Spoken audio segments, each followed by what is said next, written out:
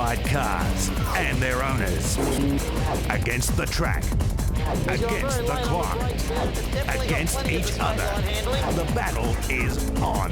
Keep watching while Shane in his RX-7, Raymond in his MR2 and Brian in his WRX race the clock and test their skills in a winner-take-all contest against professional driver Warren Luff. Can Warren beat them in their own cars? I like to think after years of racing that I should be able to go a fair bit quicker than them. And tracking all the action in the no-expense spared camera car is pro racer Rick Shaw. No, he's still gone in really early. And the prize? An entire 30 seconds in the boot of this car with Car Boot Girl. So, who has the skills, the ambition and the guts to win Track Battle, owner versus pro? Our first competitor is Raymond, a mild-mannered doctor who believes that dressing for success will win him the prize. I think the car should do very well. It's well balanced, plenty of power, good brakes, good handling. I know that car pretty well, and I think Raymond's in for a bit of a fright. And we've just hit the rev limiter there, and he started to pull away from us. And remembering, the MR2's only running at mild boost, it's not running at its absolute optimum.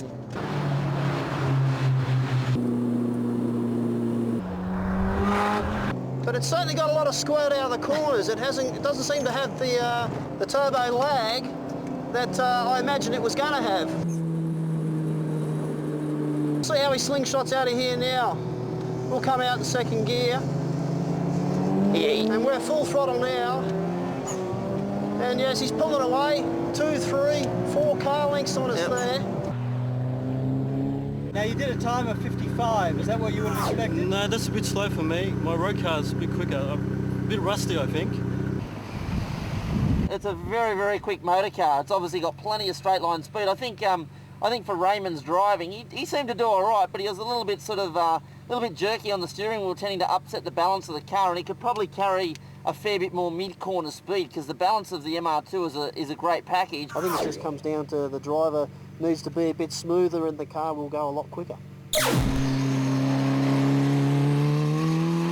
The car certainly has potential to probably go below a 50-second lap time if everything was right. It's a pretty hot day, so turbo cars don't traditionally like the hot weather, and there's a few little niggling things to sort out with it, but I think comfortably it'll do a low 52, mid 51 thereabouts. So to win this first battle, Warren must run a lap time of 52 seconds or less. That's 3 seconds less than Raymond.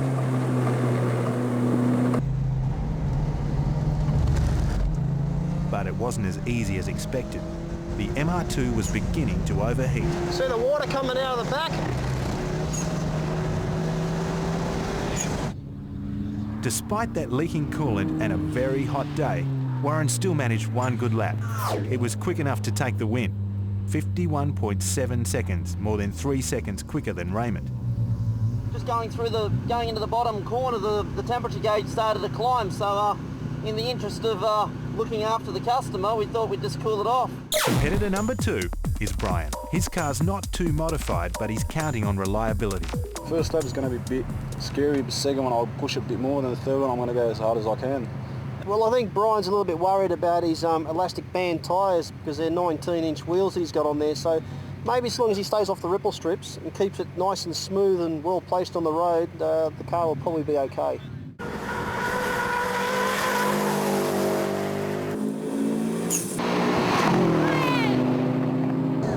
Do you reckon you can get just a fraction closer? Now, he's on the brakes really early here. Let's see if he goes in a little bit later. No, he's still gone in really early. And it looks like he's getting on the power early as well, which is sort of adding to that big understeer that he's getting, which isn't going to help things.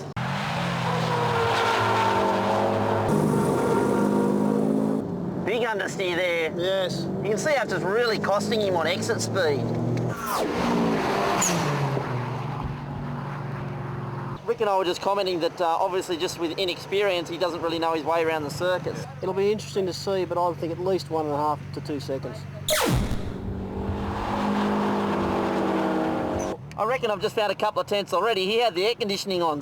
Geez, this thing moves around a lot in the arse end. It's very, very loose in the back end. So with a less powerful car, Warren's betting on a 1.5 second improvement over Brian's time. He's taking the corners a bit different than me. You can definitely feel by the nature of this car with the bigger wheels and tyres, it's actually very loose in the back end. You go into a lot of the corners, and it actually has a fair bit of oversteer as you start to lift off the accelerator. It's actually quite unnerving at first.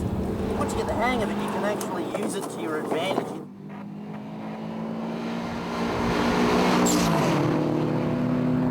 1.5 seconds exactly. There you go. Brian, what do you think? It was pretty interesting, you know, seeing my car actually getting driven by other person that knows what he's doing. A little bit more suspension and a little bit more engine mods. I think you could see this thing become a very quick car. And competitor number 3 is Shane, who had a problem before he even started. Yeah, it's had the luff. Fortunately, it was easy enough to fix. Vacuum line of the fuel pressure regulator had come off, so it was literally the fuel mixture up. The car's fun to drive, but we're running 20 pounds of boost, so I think with all the boost, we're just getting too much spinning through the corners. And this thing's got a lot of power, but I think it's going to be lacking in the handling and braking department, so I think he's going to have his hands full out there. I hope his enthusiasm doesn't get in front of his ability.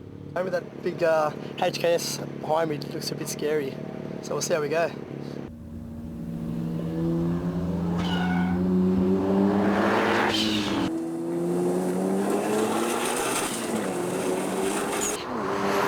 Shane showed plenty of enthusiasm, but gluing his left hand to the gear knob was just too much of a handicap.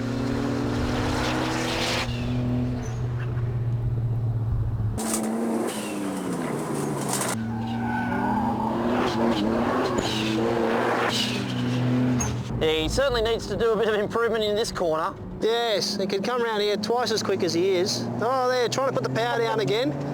And there goes that 400 odd horsepower. He's probably having a lot of fun doing this though. Oh, absolutely.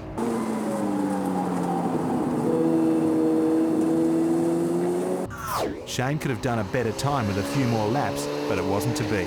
His mechanical woes continued, and Warren never had a chance to drive the car. Oh. Shit. Driving down the straight, goes well down the straight, but in the corners, I just see the GTR right up my ass. So I guess he must have blown a water hose. I never knew. I never noticed the gauge until water sprayed on my screen. So I'm guessing the hose blew off right into the gauge, and that was it, shutdown. So, after 3 contestants, there's only one winner. Hi, honey. Hi there, congratulations.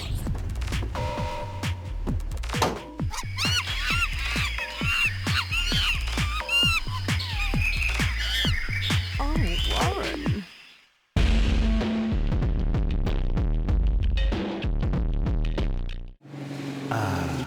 Another perfect day on an Australian drift track with your typical Japanese drift machine. Hang on, that's not Japanese, that's a VK Commodore. In fact, that's a rare Peter Brock V8 SS Group A.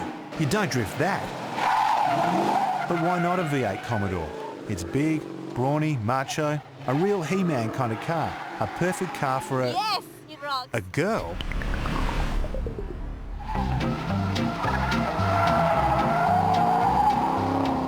I started off when I was like 14, 15. I got into the motorbikes, dirt bikes, and I was racing motocross for about 4 years. And then I got my license, turned 18, so then I went into the car scene and yeah, started from there. I first got into drifting on the street, actually, yeah. I saw some of the guys do it, and instead of just like, you know, doing burnouts and doing doughies, which you get a bit bored of, I sort of started trying different things around corners and things, and I think it's better because there's just more skill involved. I don't like things being too easy. Kat's a member of Team Broadside, a Melbourne drift club who can spot good drifters when they see them. These guys saw me, Broadside, the Team Broadside, and yeah, they asked me to join their team. And yeah, I've been with them ever since. But why a Commodore? I went up to Adelaide with the guys and watched the drift meet up there. There was not one Commodore, there was one Ford actually that went on the track, and he broke down halfway around the track, and I thought, that's it, I've got to bring my Commodore into this and be a bit different, because everyone's got like Nissans and all that stuff. Okay people, let's rock and roll! Woo!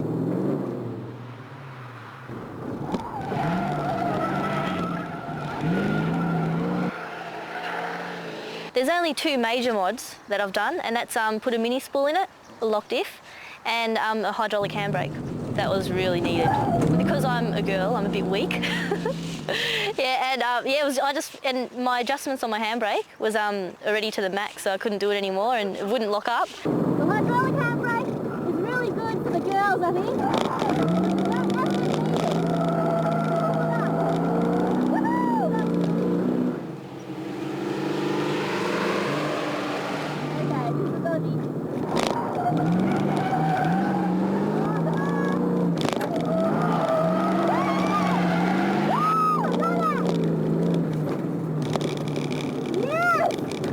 Like sometimes I'd pull up at the lights and like girls would just, you know, just say things and I'm not even looking at them and I'd just hear someone's voice. I'd turn over and they're looking at me saying, oh, you know, you butcher, you know, blah, blah, blah, that's a stupid car. The guys are really nice about it. Like, what do you got in the engine? They're really excited and I hear like, woo, at the lights, do a burnout and like just really, yeah, crazy stuff. It's really good and I like that. It's just if there's a girl with him, then I'll just hear like in the background. The guys in the drift team have no doubts about Kat's ability. In fact, they're quite happy to stand around while she repairs their cars.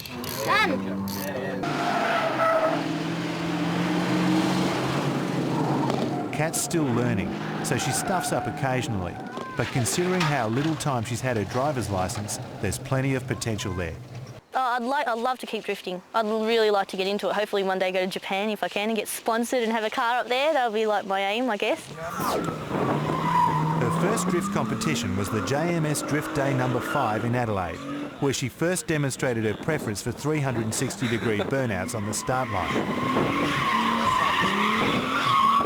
Once into the swing of it, her technique was very impressive and showed an ability you don't expect when drifting a heavy V8.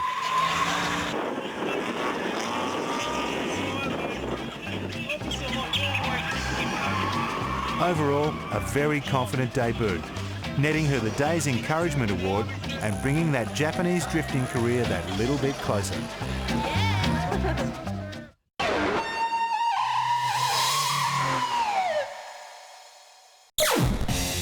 Since 2001, the famous HKS GTR has held the record of world's fastest all-wheel drive with a quarter-mile ET of 7.67 seconds. But Australia first saw it a year later. Sydney's BD4s was instrumental in getting the car to Australia for the first auto salon drag combat. And this is where we got to probe in and around this quick R33.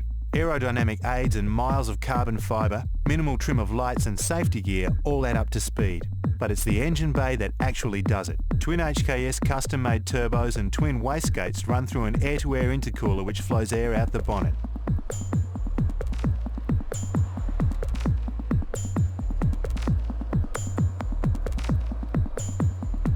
A 95mm Nissan throttle body feeds into a custom-made plenum chamber with 12 injectors and spacers for an improved intake angle and an increased capacity of 2.8 litres. Custom cooling and oiling systems maintain the GTR engine's estimated 1,050 horsepower. Underneath are minor but important tweaks, including telemetry logging on the shocks, spacer blocks and altered rear suspension caster for straight line stability. Open the flimsy carbon fibre door and there's only what counts. The steering wheel has a front and a rear brake line locker, plus an HKS custom-made air shifter, which punches up through the sequential 5-speed with a button. Gear position and oil pressure gauges combine with a brake pressure gauge for setting the right pedal pressure for burnouts and launches. HKS electronic mixture and boost controls are good, but not as tough as a Hello Kitty seat cushion. In the boot, there's a tiny tank with 3 pumps and filters, plus weight-reducing speed holes and gutted brake lights. And while it's past Japan's regulations, Andra's paperwork forced a few local safety mods that BD4s handled.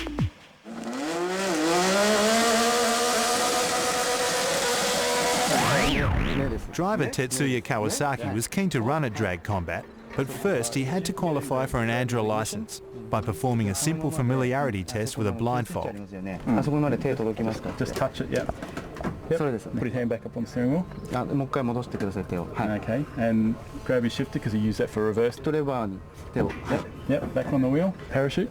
Yep, back on the wheel. That's fine. Okay.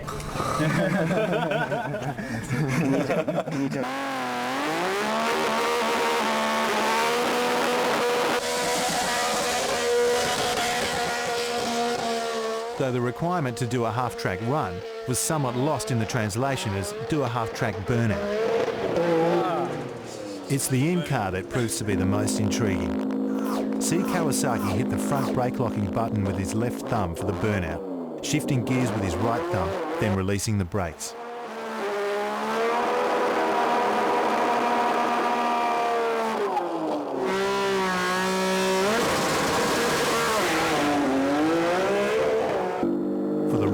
He hits the rear brake locking button, brings revs up to launch and releases the brake.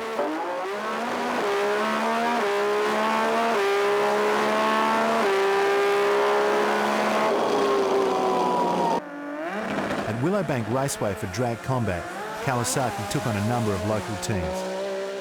Running a 7-second quarter was good, but the HKS GTR was still half a second off its best.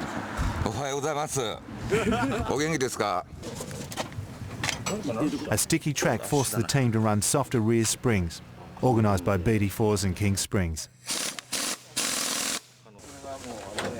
There was another more serious problem though, a hairline crack in the plenum chamber's weld. Fully custom made, the team brought no spares with them. Fortunately, Sub-Zero came to the rescue, re-welding and reinforcing the joint. Queensland, perfect one day, raining the next. Nothing for Kawasaki to do but put on a show.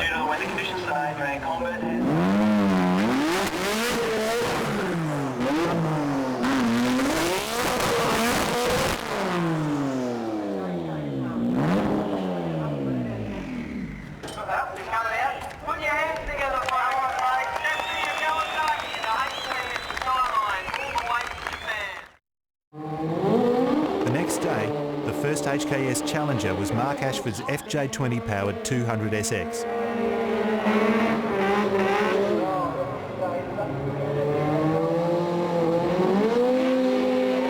Ashford actually gets the jump and is in front to the 60-foot mark, but the HKS car gets its legs as the 200 has a wobble and it's all over.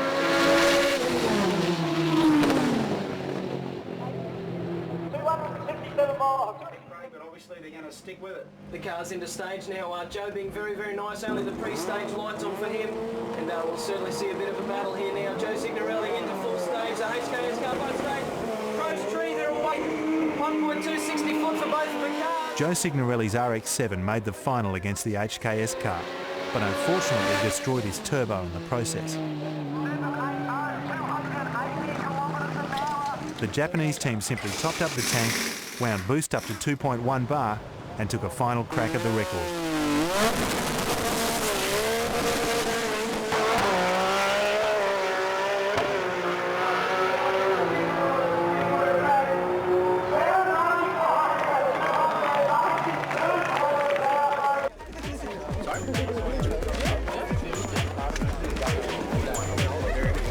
Signing autographs, picking up trophies.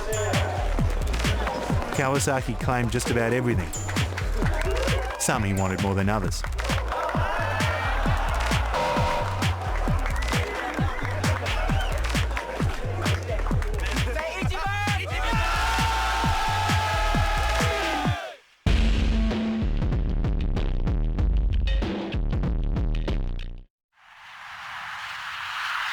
Hello, Australia, hello! Welcome in France.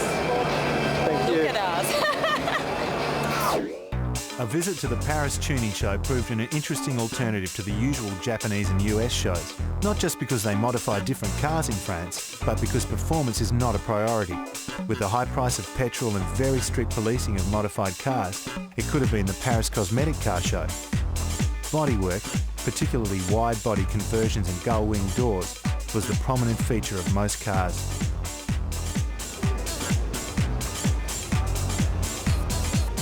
Interiors and audio systems came in for plenty of attention too.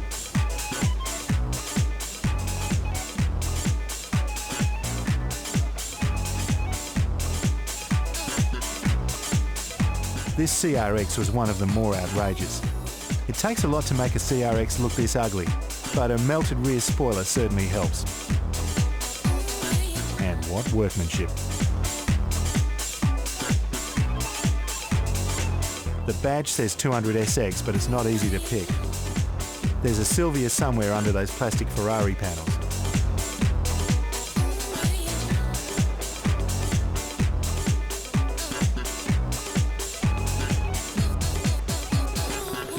Far more tasteful was the BMW Z8, as recently driven by James Bond. Pioneer's finely detailed TVR Sabira grabbed a big crowd. With a carbon fibre exhaust tip to match the rear wing, mounted on ornate carved brackets, plus twin nitrous tanks in the back seat, this was probably the show's most impressive car.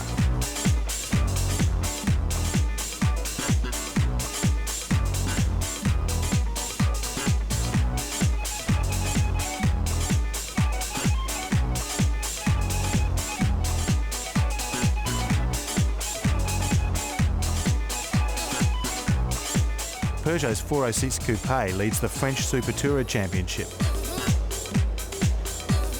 while this Toyota Yaris leads the European Ice Racing Series, making it the ultimate drift machine. It gets sideways so often, the wipers are mounted on the side window. Here's an odd one. This wide-body GTR arrived in France and lost its heart. It now runs a 6.8 litre quad-cam V12 with 4 turbos producing about 1,000 horsepower. It's yet to run. Other items of interest included this Manga instrument panel, the VW Beatster,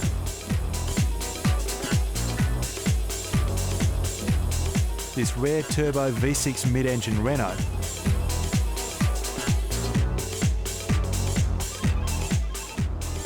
and reversing lights only visible from the front of the car. Can't afford an LCD screen in your Calibra? Just chuck in a normal TV. And the Marseille taxi with Caterpillar treads would be perfect for rallying. Pity we didn't catch the taxi to the show. We wouldn't have had to watch our illegally parked rental car leave the event without us.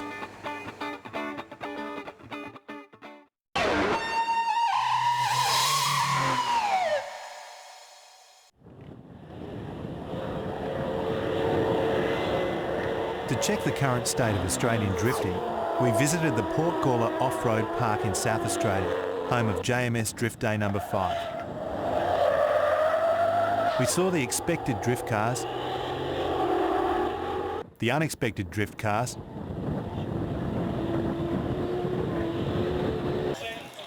a bit of drama,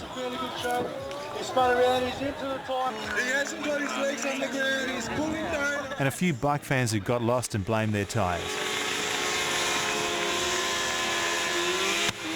But we mainly came to watch the broadside drift team from Melbourne's fulllock.com, the team that Cat with a VK Commodore belongs to.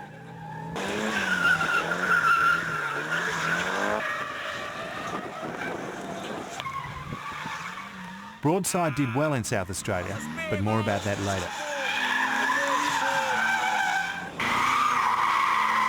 We first met the Full Lock team when they offered to demonstrate their abilities in the peaceful surroundings of the Calder Park car park.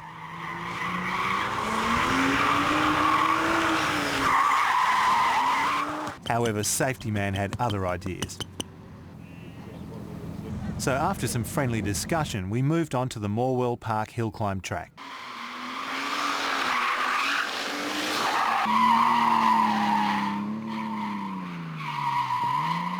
So other than difficulties with door closing, what are Full Lock all about? Well, Full Lock is an organisation that's been established early 2003 with the intention of pretty much bringing drifting into Australia. Because we see that drifting and its success in Japan is very exciting. It's totally different to the conventional form of Australian motorsport. and just think, you know, it's got a market here, it's fun to watch, it's great to do. So yeah, that's what we're all about.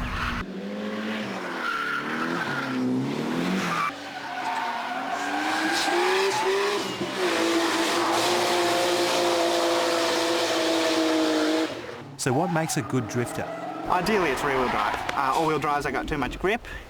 So rear-wheel drives with a lock diff or LSD and a bit of power, and generally a stiff suspension setup is desirable. So yeah, any car that fits that criteria. Any car? Well, to prove his point, Adam jumped into a standard V6 automatic Commodore, piled 4 mates into it and went drifting. It proves talent is at least as important as the choice of car.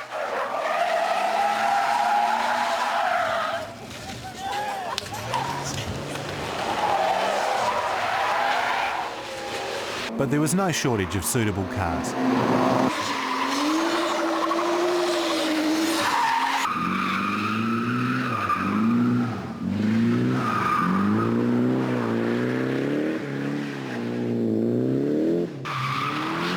I drove a Nissan 93 S13 Silvia. Basically just a full suspension package, close ratio gearbox, air filter exhaust, bit of boost, tuned by Sam here, and that's about it. Today I've been using our workshop's 180SX, which is actually a drag car. It's not really set up for drifting. It's got pretty much a full package in it, all the suspension, lock diff, clutch, huge turbo, custom ECU, which I did myself. It's got 236 kilowatts of the wheels, but we're in the process of building up a competition drift car, which is actually a 34-year-old Datsun 1600. We're putting a similar engine package into that, but it's going to be a lot lighter, a lot firmer with full seam welding, roll cage, stuff like that.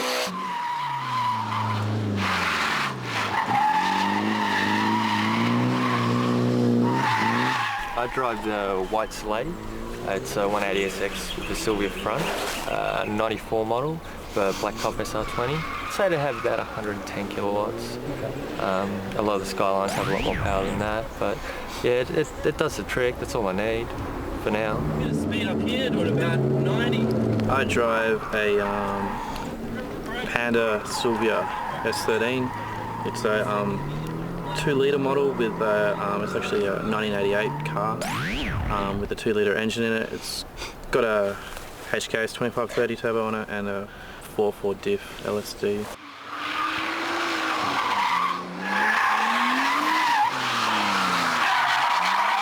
It's a 93 Nissan Skyline R32. It's got Chuni adjustable shocks in it, exhaust, turbo, boost. All of the turbo went today, but we'll get that fixed up. Well, so yeah, it's a 92 R32 GTST with a custom turbo. I think it's a Sierra front wheel and a T3 back cut. It's got an intercooler, AirPod exhaust and cooler, and then Sam put a custom ECU in it. And so it's making about 160, 170 at the wheels, which I've found is totally adequate for drifting.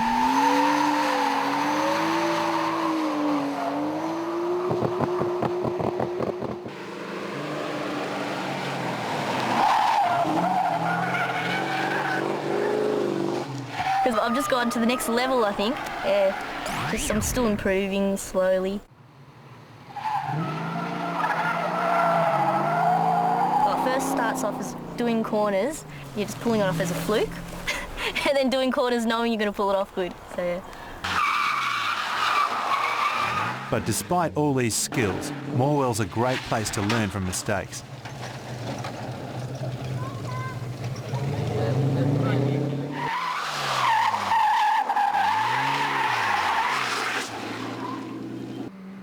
So what's so good about drifting? Adrenaline. Yeah. Adrenaline. It's just awesome. Do it and you'll find out. Yeah. Ultimate in car control, really. Yeah. Adrenaline is a skill. Once you pull it off, there's no better feeling. You pull in perfect lap, no spins, and you just, yes, that was it.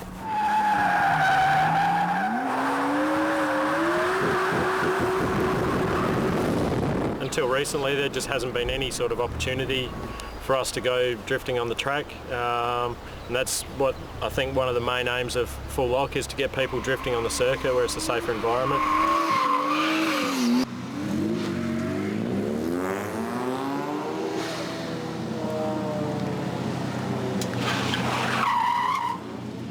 And the end result of a track day like this?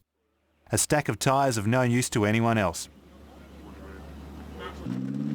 Although some may disagree.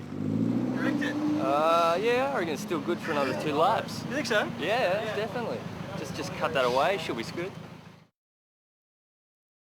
As for JMS Drift Day number 5, despite very strong hometown competition, the winner was Broadside's Adam in the R32.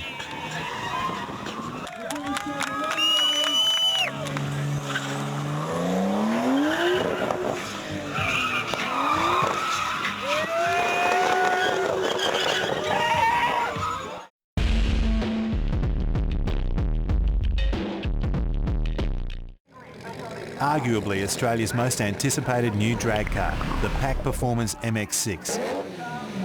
The new full chassis car made its debut appearance at Willowbank Raceway for Jamboree 2003, with its best shakedown pass netting an ET of 7.83 at 171 miles per hour.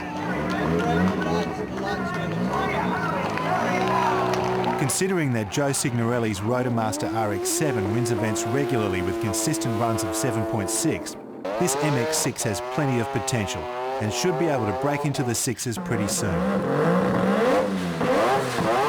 Earlier in the build process, we visited the PAC workshop and asked Rocky a few questions about this unique car. Firstly, why he chose an MX6 body.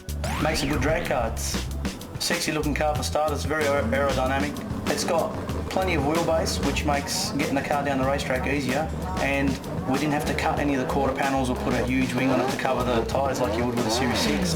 No one else has got one in Australia, and probably in the world, I believe. You know, we like to be individual and kind of stand out. It's got an MX6 roof and quarter panels, and the car's an exact replica of an MX6 from the outside, but that's as far as it goes. Everything else on the inside is hand fabricated. The rest of it is made out of composite, you know, the lightest material, strongest material we could find. In the build process, we actually hired an MX6 and we sent it to our guy that did the carbon fibre, and we made a mould of the complete car. And then we polished the car and gave it back to the people we hired it from. So that's how we got the basic shape of the car. The car is built to an SFI spec, which is an international recognised specification, and it's built to a 25 IC or 1C, which is for cars that will run 749 and under. The intention is to go and compete with the Americans, so we definitely needed a car which would be legal as soon as we got to the US. So how does it compare to the old RX-3? For starters, it's a far lighter car, it's aerodynamic, it's got a better, longer wheelbase. All these things the RX-3 lack. The biggest advantage this car has over the RX-3, and it's something that both Joe from Rotomaster and Archie from Asfix had on top of us, was an adjustable clutch. The RX-3 just ran your normal diaphragm style clutch, which was not adjustable, and it was very aggressive. It was either on too hard or it slipped and the car wouldn't drive. So we had to kind of really finesse how to get that car down the racetrack. Whereas this car here, it's got a fully adjustable clutch like the Pro Stock guys use. So we can adjust the amount of slip we want and when we want it to lock up and how hard we want it to lock up. So basically we should be able to get this car down any racetrack under any conditions and be very repeatable. So this is where I think the secret lies now. And why was it built as a left-hand drive? When the car launches, the reaction is to lift the front left of the car. So by putting weight, such as a driver on the left hand, the chassis can be adjusted so that it's more neutral without having to put too much weight in it on one corner just through the chassis setup. So the chassis is set up quite neutral at the moment, and the car leads the line straight, and that's purely because the driver is on the left-hand side. So who usually drives? George is actually doing the driving at the moment, purely because he hasn't been in the car for a long time. I'm doing all the data acquisition and the engine setup and the clutch and all that, so I think it's a little less burden on myself to actually watch the car go down the racetrack and then acquire the data and see what's going on, rather than having to drive it and do that. When you're in the car, you're busy kind of driving the car and you don't pay much attention to what else is going on. Whereas when you sit outside and you actually watch the car, you learn a lot from what's going on and then how to make the adjustments. Underneath the biblical shroud is a 20B rotary and Garrett TO4 turbo, but we couldn't view it. Yeah. Do I ask you to look under your white skirt? Well, yes, but that's another story. The gearbox is a 5-speed air-shifted G-Force 2000. It transmits about 1100 kilowatts through a carbon fibre drive shaft. The brains are supplied by a Microtech MTX12, which feeds the Motec digital dash, offering a variety of functions. This button is what we use to scroll through the different screens. So like we're in our race screen now, and we can actually, every time if we press this just shortly, underneath here it's showing our EGTs. We press it again, it shows fuel pressure, oil pressure, water temp, again wheel speed, ET, back to normal. Okay. This switch here, that's our line lock switch. Basically George brings it in, pumps a brake, holds that, that's the line lock. Turbo Smart supply the electronic boost control. This has 5 different boost settings. We know which gear we're in, and we send a signal to that. So when we're in first, it sets up a different boost setting. When we're in second, we have a different boost setting. When we're in third, again, that changes right the way down the racetrack. And underneath the car? They start off with just a basic 9-inch housing out of an F100, and they cut it all to pieces, and then they fabricate the whole housing out of chrome moly.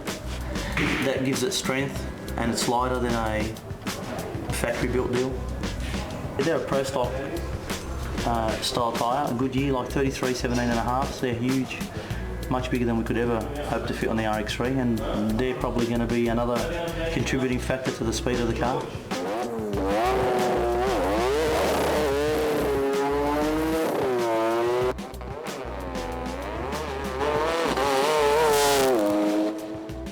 For the Jamboree weekends, Rocky and George spent many runs refining the car, but this time around just couldn't quite beat 7.83. But a few months later at Drag Combat Sydney, things looked better. Look, gentlemen, the aim is to try and run as fast as the Americans. The benchmark is 690s, so 689 is the benchmark. I don't know whether it's achievable today, but definitely we will be giving it a go, and if it is possible, we'll do it. Awesome. Thank you. All right. Thank you.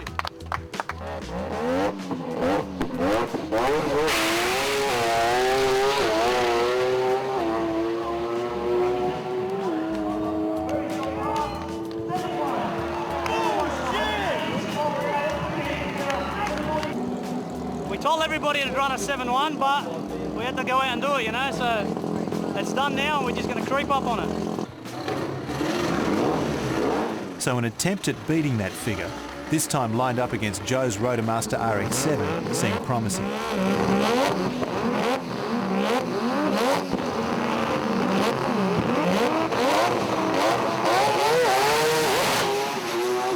But it wasn't meant to be. Just went out now for another run and he got off the line and just neutralised the car, and the clutch pedal dropped in my just under my foot. Initially we thought it was a clutch, but it turns out it's the input shaft in the front of the gearbox was broken, sheared it off. We got a spare gearbox, but I've already put the boys through enough shit today, so I don't think I'm going to make them do it. It's okay. And so ended the day's drag combat attempt, but not their determination. Mate, it's not going to get any worse for me, trust me.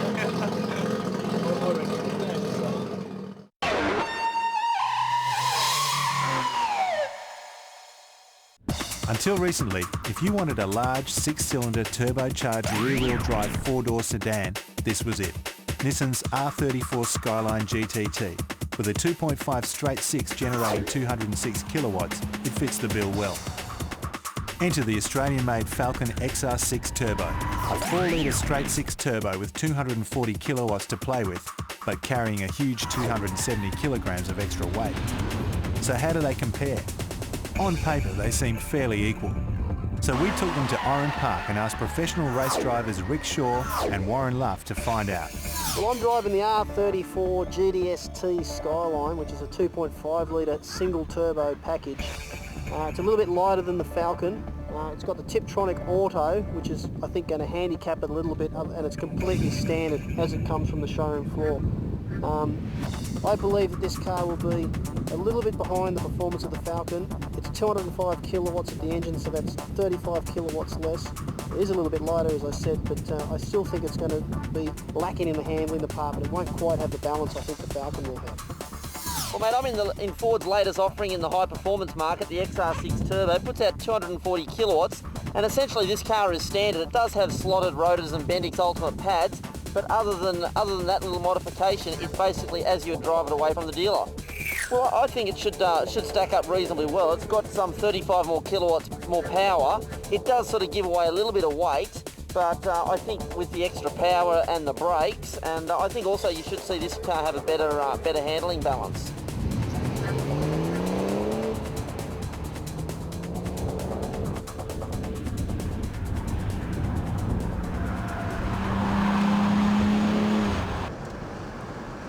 This car feels very soft in its chassis setup. The steering's fairly direct. The Tiptronic's a little bit slow to respond. You can see that the Skyline gets a fair bit of body roll in the corners, but you can see its major weakness would have to be in that auto gearbox. Just its gearing doesn't seem to be suited to all the corners. You can see it does tend to rock and roll around a fair bit. Response out of the corners there is lacking quite badly, actually. Now there we go. Now the Ford's pulling in front of us here.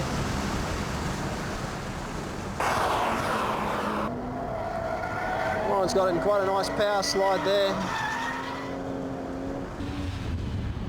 The great thing about these turbos is they've got plenty of power, and if you want to get on it, you can certainly have a lot of fun with it. Being with a Tiptronic, it's difficult to promote power slides with the car. It's just predominantly underslide and understeering, as you can see. It just doesn't want to respond to the steering.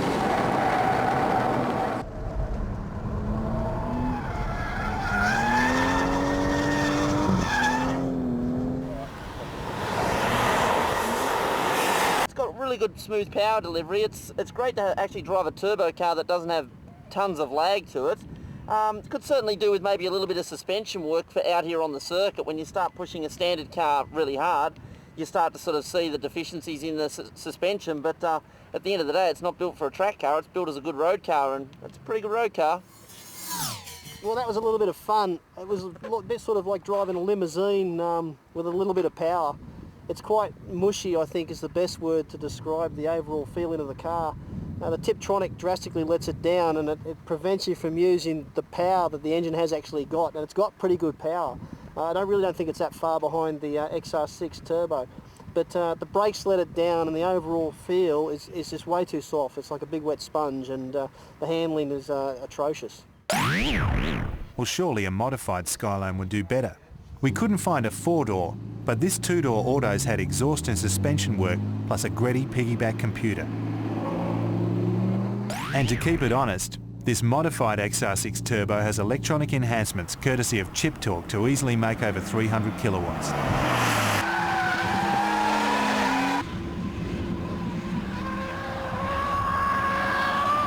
This time the Skyline redeemed itself with plenty more power, enough to match the Falcon in the straights, and far more chuckable handling.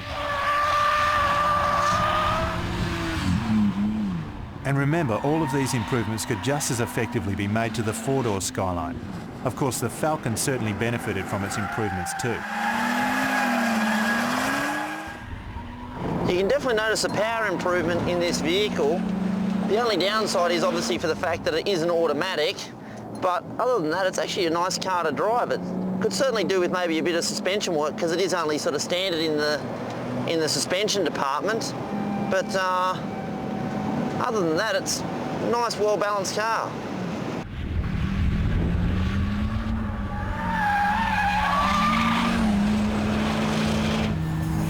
Well, that was much better. The car's got more power. The Tiptronic, unfortunately, still lets it down dramatically and stops you from using what it's got. But the balance in the body, in the chassis with the suspension, is 100% better. And you can actually now do what you want with the car. You can understeer it or power oversteer it as we were. And it's much, much faster, and it's a much more pleasurable drive. It seems like the Skyline's probably got a little bit more power than it. But the biggest problem with the Skyline that Rick's finding is trying to get the power down to the ground. This thing is I'd say, a really good all-round package. It doesn't have too much power, but it's certainly enough if you want to have some fun with it. The verdict? If you're planning modifications, the Skyline offers more possibilities, wider choice of performance products and an extensive knowledge base of tested improvements. If you're happy to keep it standard, take the Falcon. It's streets ahead.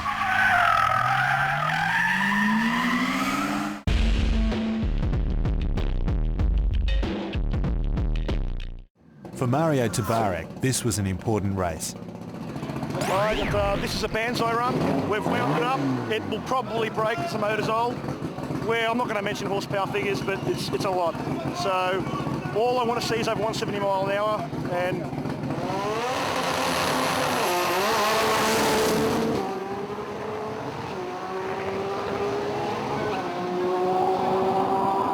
it wasn't 170 miles an hour, but 8.86 was still damn quick for an Aussie GTR. Mario's GTR 700 was finally coming together. We've got a new G-force, we've got a new air shift logic by Liberty, and we've got a new Motec in it. Everything that was a weak link was replaced. I was just sick to death of piss farting about with crap. I went to the professionals this time, had it all redone. The car hasn't missed a beat in the last 48 hours. We made it here, finished 4 a.m. this morning, so ready to go. So hopefully this time it'll actually do something.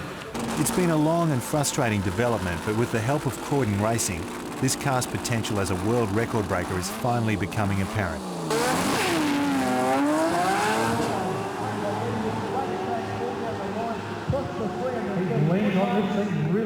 And that's the Australian four-wheel drive record.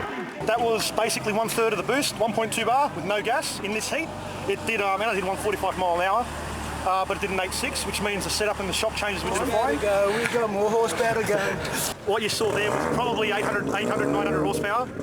We've probably got in excess of 1,400 to run today. So as long as it holds together, it should pull over 170 easily, but I'm not going to say what it is because I'll jinx myself. But it wasn't always like this. At Jamboree 03, enthusiasm was high, but success was elusive. So why a GTR anyway? From the word go, we wanted to do something different. Rear-wheel drive's been done to death. Front-wheel drive's premature in the States, but four-wheel drive is not so mature. So we thought we'd pick a GTR, which is the best four-wheel drive platform. We started with a Rex, broke too many parts in it, dumped it, went onto the GTR, and we decided just to see how far we could push it. And they pushed it quite far. With the engine stroked to 2.7 litres, Valeside GT 3542 turbos, a major nitrous system and a variety of other interesting items help it produce over 1,000 kilowatts. Volunteering to pilot this weapon is pro driver Andrei Pavicevic. We are gunning for this world record. There's no secrets. So, we look forward to seeing what we can achieve. All I care about is mile per hour, because that's an indication of outright horsepower. The times, if they come with it, is great. But all I want from this weekend is 8.5 or less, but over 175 mile an hour. So it's either break a record or break a motor trying. Of course, there's always a third option, break the gearbox. Hey! Not happy, man. Not now. We know exactly why it happened. Second time it's been destroyed. We're not going to pull the box out here. What happened last time has happened again. The box is rat shit. It has to be stripped down.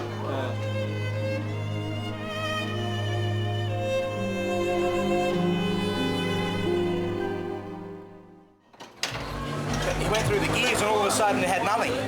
So, because I tried to go first, second, third, fourth, fifth, but I went first, second, straight into fifth, and because it jolted so hard in the fifth, it broke the actual dog teeth. And by doing that, then we neutralised fifth, that was it. So. Here's one we prepared earlier. That's apparently the fifth dog gear selector. So it's cracked and it's broken too. And that's the dog teeth and everything else. This is what upsets me. Everybody else runs a Liberty shifter mechanism on the G-force box. We've, for some reason, provided with a different mechanism that nobody uses. Now we know when no one uses it, because it doesn't work. We'll fix it, it'll be out there. And thanks to some very generous help from Joe Signorelli, it was fixed. So for drag combat, the best was still to come.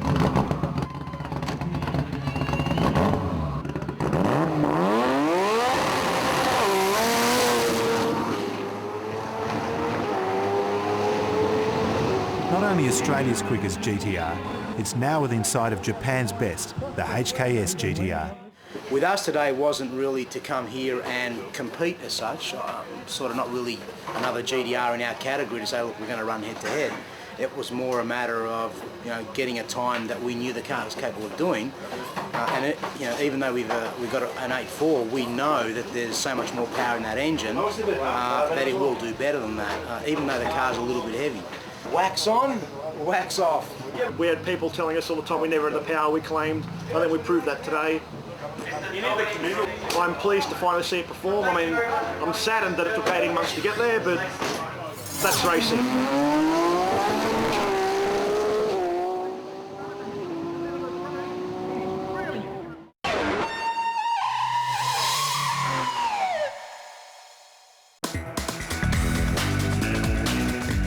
Fans of the best motoring DVDs are well aware of the Toyota AE86, a cult classic in Japan and Toge hero, piloted by Keiichi Tsuchiya, the Drift King.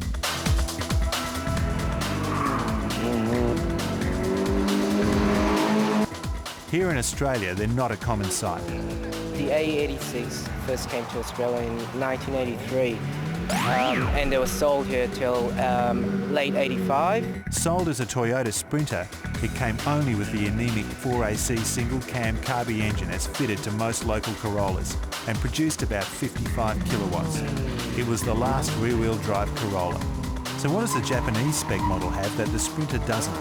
Firstly, the twin-cam engine, the 4AG, which is a 1.6 twin-cam 16-valve engine. It also came with the rear disc brakes, different diff ratios, 4.3 as opposed to 4.1, and that's basically the major differences in mechanical.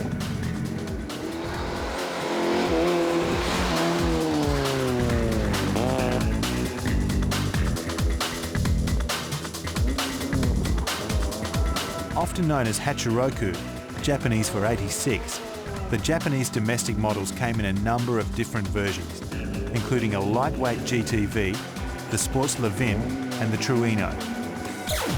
The version made famous in the cult animated series Initial D and raced by the hero Takumi when not being used for tofu deliveries. All this recent exposure has resulted in an upsurge of local interest in the AE86, including this group of owners delivering tofu around the car park at Calder Park Raceway.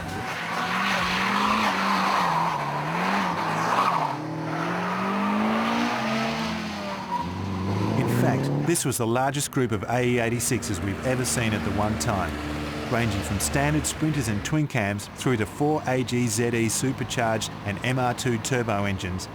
Anything's possible with these cars.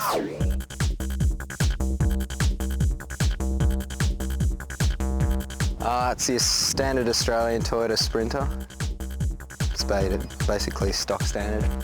It's a cheap rear-wheel drive. It's got a lot of potential. My AE86 has just got harder shocks and springs, lowered springs. And its future engine? Either SR20 or 4AG 20 valve. For the power, for drifting, it'd be great.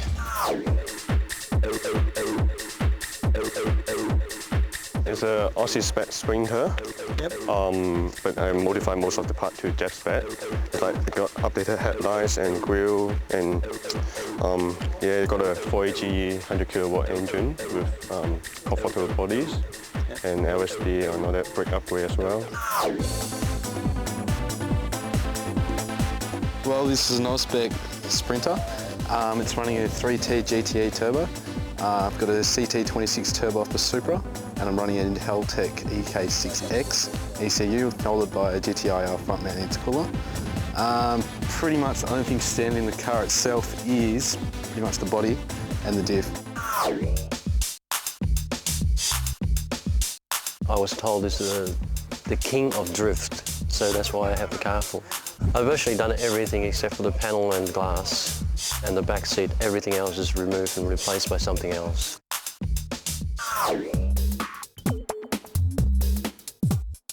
Yeah, it's a Jap spec AE86 GTV. which I've had for about 11 years. And I bought it simply because it was a good sort of package all around as a track car, which I was doing a fair bit of it then. As you can see, it's got a different front end from all the other ones. I've got pop-up lights here. They're from a Jap spec Chuni. I've also got Jap spec electric mirrors and Japanese spec seats. I've also got actually an antenna from a Holden Calibra and a Jap spec rear spoiler. The engine, I've got a Japanese spec MR2 engine from a SW20 MR2. Right now it's actually just stock except for the exhaust and the quarter intake.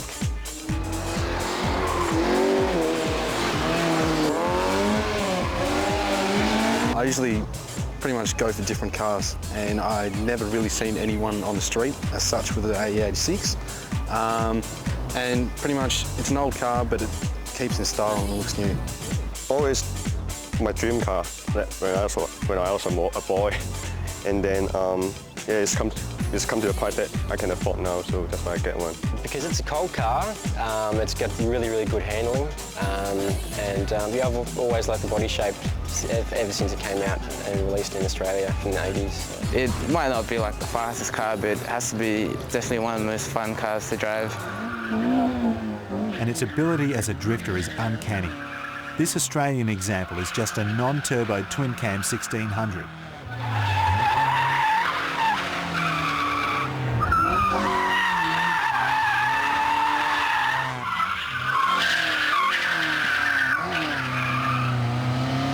It got popular in Japan simply because like all the famous Japanese GT racers have actually raced or still own one of these AE86s, so that could be a reason why it's a cult car there.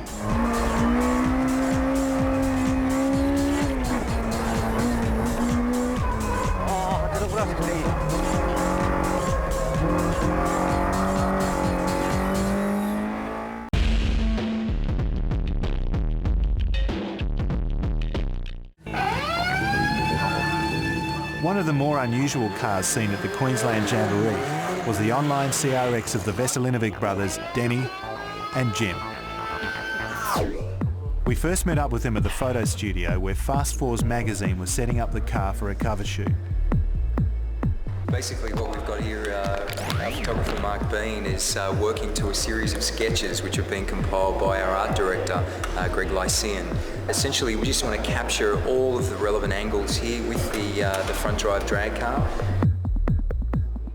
The guys from Online Performance, they're actually chasing the front-wheel drive drag racing record for Australia.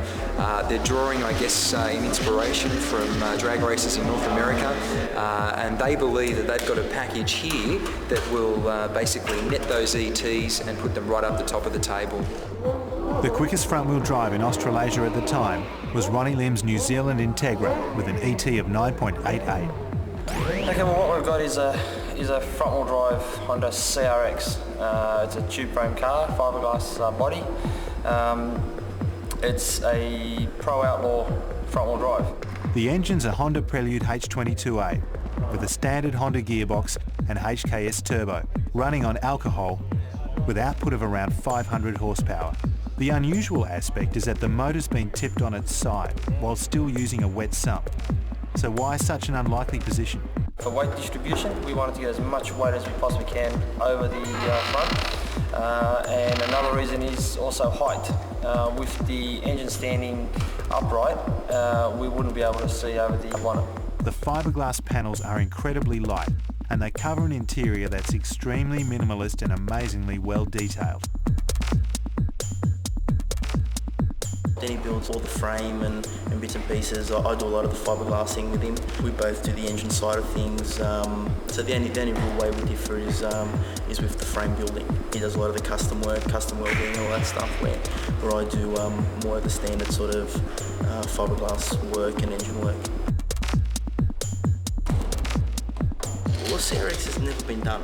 You never find a street car or a full pro car in the States. A CRX. They call them a Del Sol over there, but to us it was just the perfect car. There was no other option. It was just, yeah, we'll do a CRX and that's it.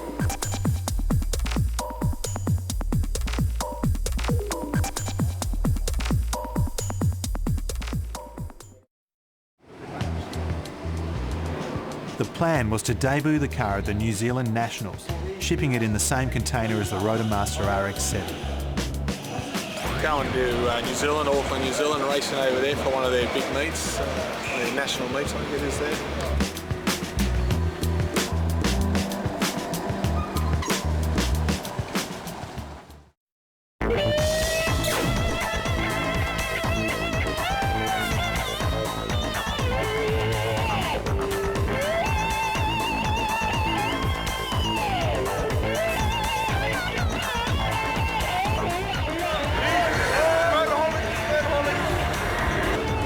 Sharing the Australian stand with Roadmaster was the Dyson Rotary team from Melbourne.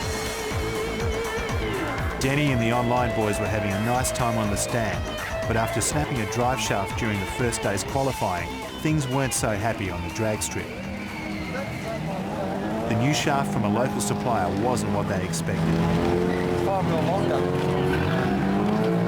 They made it 5 mil longer.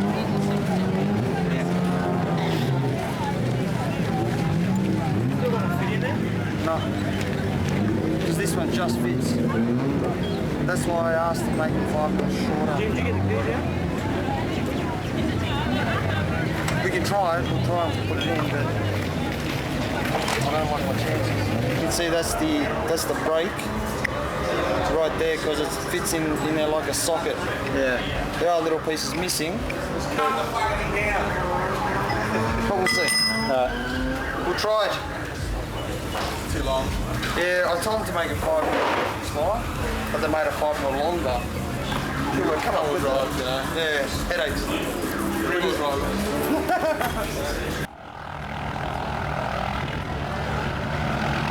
So after the patented New Zealand track drying machine eliminated the wet patches, Craig Dyson volunteers for the first run. Mate, they're lucky they got me here, I think.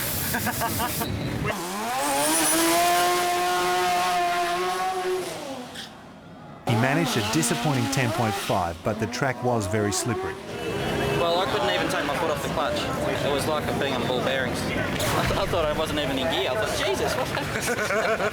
Are you going to prepare the track or not? It has been. Oh, it has been, that's it. I want to go fast and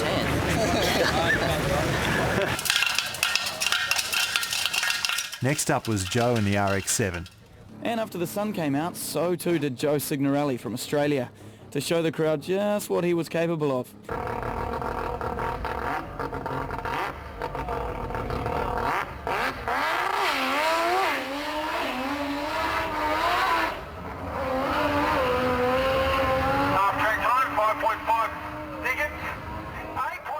So, time for online to test the new drive shaft.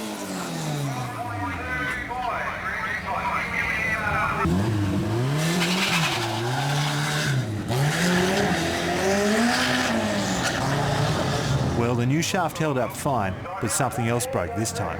We just discovered we broke another shaft. Driver's side now. I think they're just too hard. We need the left-hand side shaft, which is the passenger side, is actually fine. I would say it's just a fraction too long, but it is strong. So we need to replace the driver's side shaft and it should be fine.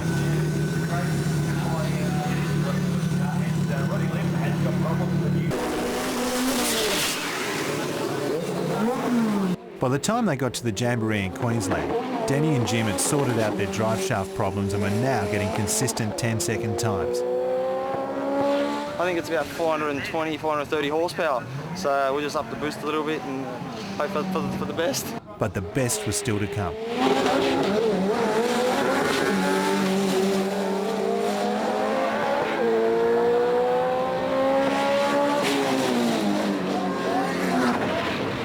A 9.79, handing the online team the Australasian front-wheel drive record. It didn't feel like a 9-second pass. Yeah, with the 10.2 that we've done before that, yeah, it just felt like another 10-second pass, but yeah, just responded really, really well.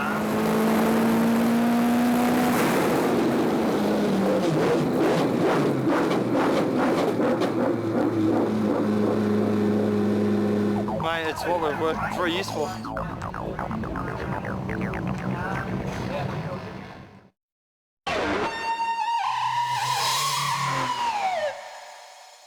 We have every intention of opening a drifting facility by the name of Driftland, and what that will do is give the standard street licensed street car guy the opportunity, and girl, the opportunity to come out and have a go on the track, to practice, to hone their skills, to understand what their car can and can't do, and build up their skills and have a bit of fun, so that we may get a few people be able to graduate up to the next level and possibly compete in some of the competitive drifting events.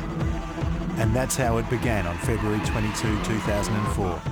Some of Australia's best drifters turned up to the new drift track, part of the old go-kart track at Sydney's Oran Park, for the first Driftland event.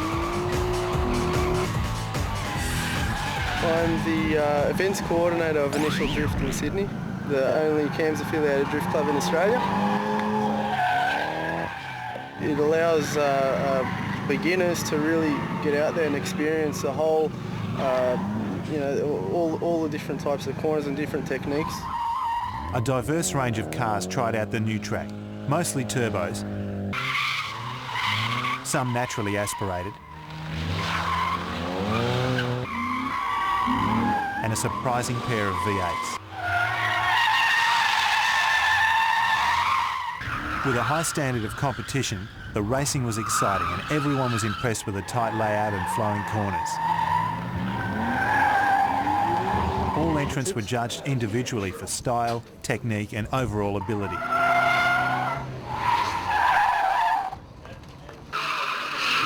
We checked out some of the top cars. It's a Toyota AE86 Sprinter, or Hachi. It's got a stock Japanese twin cam 1600 non-turbo, custom suspension setup and a 2-way TRD LSD, and serious lightweight in the interior.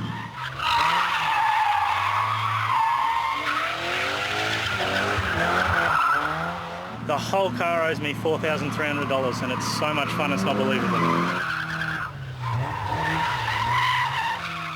He's been going pretty hard for a car with just a 1.6 non-turbo.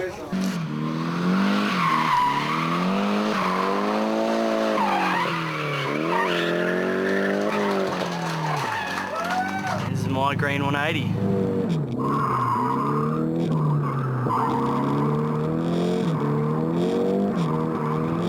Mainly used for street drift, but now I'm trying out on the track. See how I go.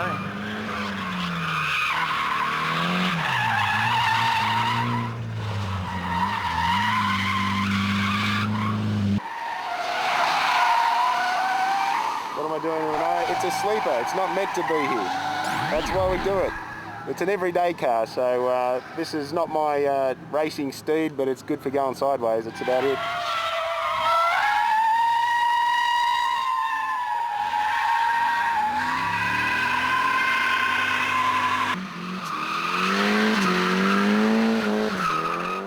John Kane, driving a black Nissan 180SX. Oh, roughly about 180 horsepower. The wheels, maybe. Unless you're going fast, you can't get the bum end to come out because it's soft in the rear end, so it's grippy. So it doesn't want to know about it unless you're going fast. And in these things, these guys have got stiff as rear ends. They can light it up at a low speed, so I can never get enough speed behind them. But jeez, it's good fun, right?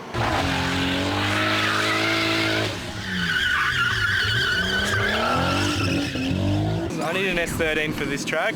The R33 is too fat and too heavy.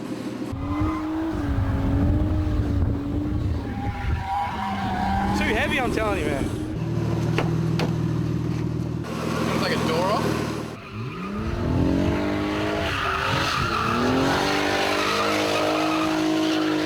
We also learned a new technique for tyre removal. A cheap way to do it.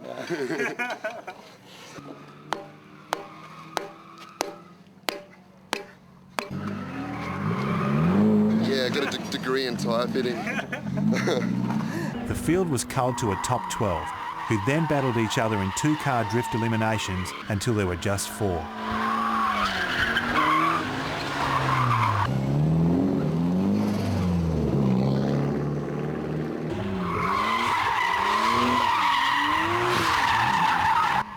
A spin or tyre blowout led to instant elimination.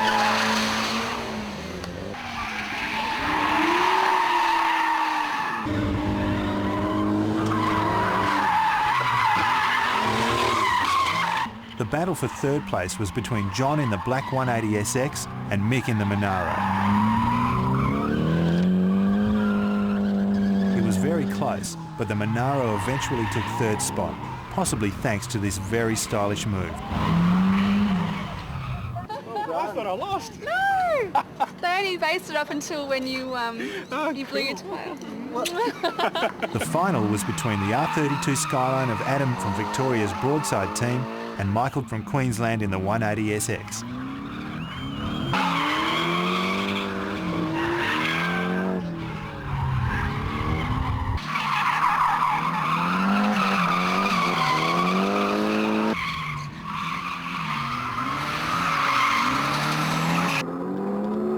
It was too tight to call until bad luck struck one of Adam's tyres. Just the tyre started delaminating and it was just all over from then. From inside the car, you can hear exactly what happened.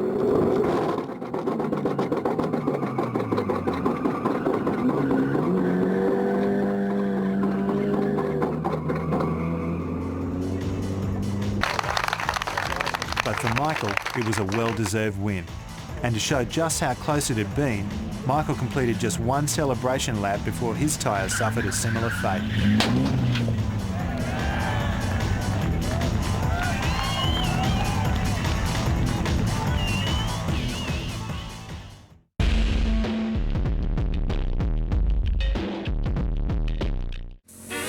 Perhaps the best-known racing WRX in Australia at the moment is the red WRX wagon, built by Tony Rigoli Racing, driven by Dominic Rigoli, and owned by Brian El Hassan.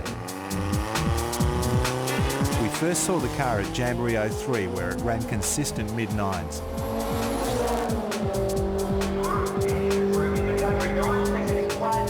Under the bonnet, the stroked 2.2 litre gets its air from a US-made innovative T72 turbo and produces 466 horsepower at the wheels, without nitrous. Switch on the nitrous bottle and the 30 horsepower jet should get things happening even faster. Technically, one of its unique features is the top-mounted radiator, swapping position with the intercooler. With the turbo mounted so low in the front, the radiator in its normal spot was overheating.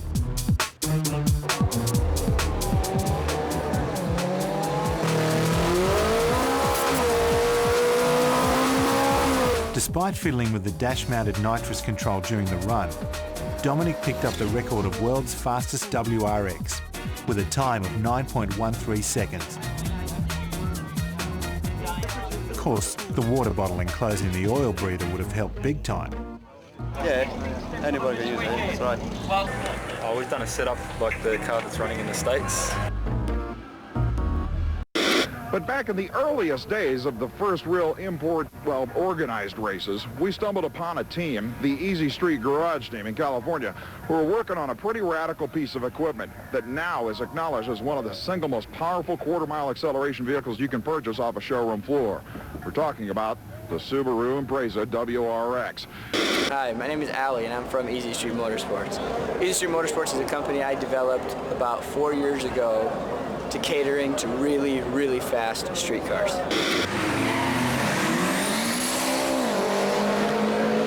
Oh yeah, baby.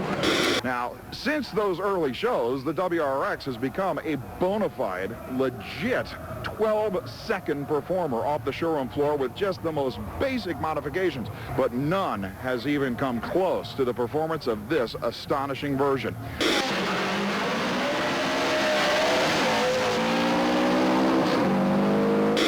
I looked for a while at everybody that would build WRXs. I was trying to look who had the fastest WRXs, who had different visions. A lot of people were into rally racing. I specifically was into street and drag racing. So I came across the Rigolis. I mean, Tony Rigoli Performance. They had the exact same vision I had on the other end of the world, but you know, that didn't matter. I called them up. I said, hey guys, this is me. Easy Street's my company. Let's get together and let's build some really, really tricked out, you know, WRXs. And they said, you know, they've done the drivetrains forever. They know the engines. They know it. So we started doing a little business with them. We created a partnership with them, their help, our car. We basically first time out set a new world record, kept going. So we just said, let it all go. Turned everything on, full boost, full gas, went boom, 990, 141 in the new body. Just was amazing. You know, it was our first 9-second pass here on a full body car, on radials, through the mufflers, no lightened panels, full interior, CD player, the whole 9 yards. Because of all this excitement with the Rigolis helping us and stuff, we got Subaru of America on board. They're sponsoring us completely this year at the all 4 circuits we're racing in America. So we're going to keep it street, but on the side I'm going to be able to race car because that's what I do, because I'm a little goofy like that. When I first went over there, when we set the car up, told him, you know, you'd probably be looking about running 11s with, like, this is a new model, it's a lot heavier. You know, the first time I went out, he ran a 10.7, so you know, we're pretty happy with that. Then he told me he wanted to run 9s, and I said, you're dreaming, it never happened, but yeah, you know, we got down to like a 9.7. But a lot of development's been done on that, and all I've done is just built something similar and just put it straight into this. So by the time he reached Drag Combat Sydney early in 2004, Dominic had already beaten his earlier record time, but things weren't quite going to plan. We took it to Heathcote for a couple of runs. We ran a 9.0 and then we kept breaking drive shafts in the back, so we've fixed that problem now. We've put a Commodore diff in it. Now we've done that, you know, we took it out, it ran an 898 and the rear end wasn't sorted. Now we've sorted the rear end and we're back to problems with the tune. To solve these problems, they elected to swap the entire engine with a spare one.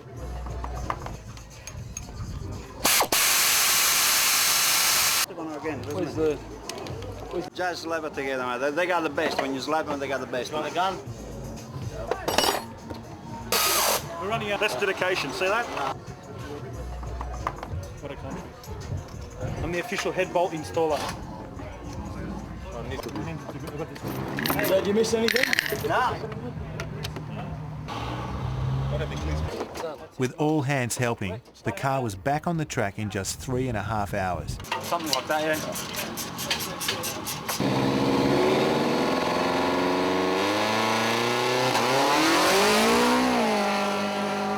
The new engine ran perfectly, but this time the gearbox let them down. It came on strong, and something in the gearbox.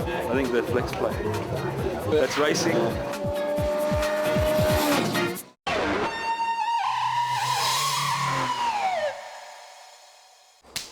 Here in Finland, among some very crazy people, we went looking for someone special to report on the Scandinavian car scene. It's so damn hot. It's so damn hot to drive a car in Finland, so the best way to cool off is to take a bath. We think we've found our man. This sure beats the hell out of Bondi Beach.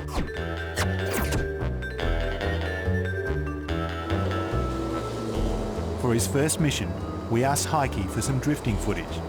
But in Finland, you don't need horsepower to drift. This Mercedes is a 4-cylinder diesel.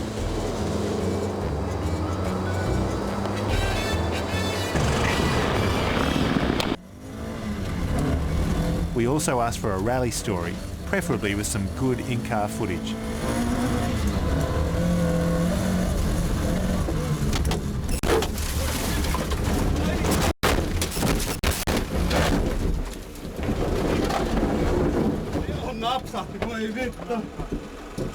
Ooh, nasty.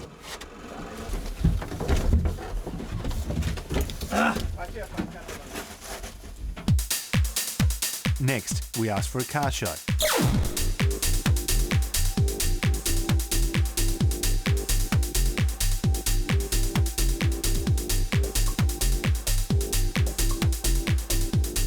Hi. Finland is the coolest place to buy Australian-made DVDs.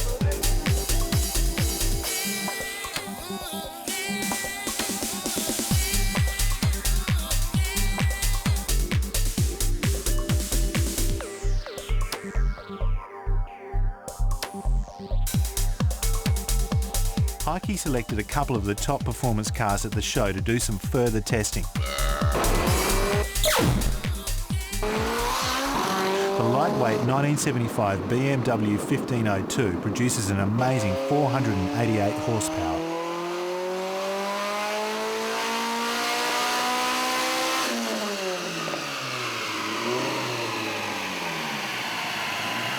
It features an M-powered 2-litre engine, a whole-set turbo running 2 bar of boost, and Hestech engine management.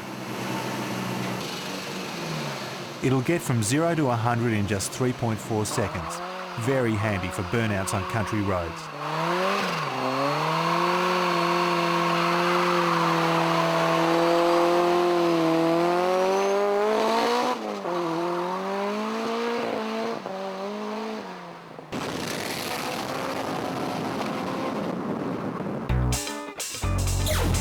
As for the Mark 1 Escort, we're not sure about that T04 number plate, as the 2-litre engine is boosted by a whole-set HX50 turbo at 2 bar, producing over 500 horsepower.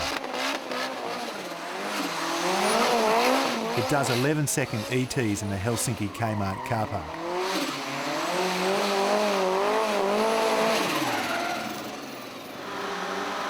In a drag with a BMW, well, we have no idea what happened. Now here's something you don't see every day. The Volga V12 Coupe is a genuine one-of-a-kind. The Volga factory in Russia never built a 2-door, or in fact any engine other than a wheezy 4-cylinder. Starting life as a 4-door Volga Gaz-21, this coupe version began in a Moscow workshop called A-Level and was built from scratch over 17 months for a well-off Russian businessman. The 5.5-litre V12 M-Spec BMW engine was liberated from an 850 CSI.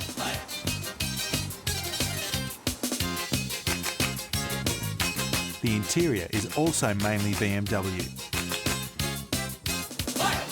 Even without a KGB driver, it's a sinister-looking vehicle.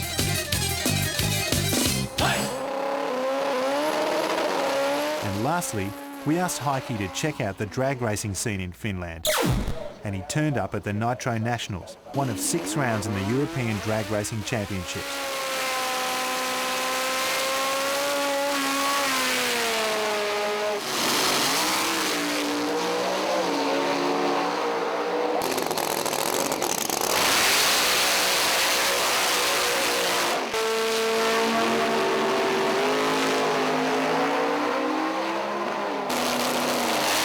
Amongst a variety of high-performance machinery, he found Finland's best-known drag car, the Toyota Supra of Mika Eloranta. This car runs a 2.3-litre turbocharged 4-cylinder, producing over 1,100 horsepower. Mika is the current European record holder with an ET of 7.47 seconds, though he was off his best on this day. How cold is it? This cold.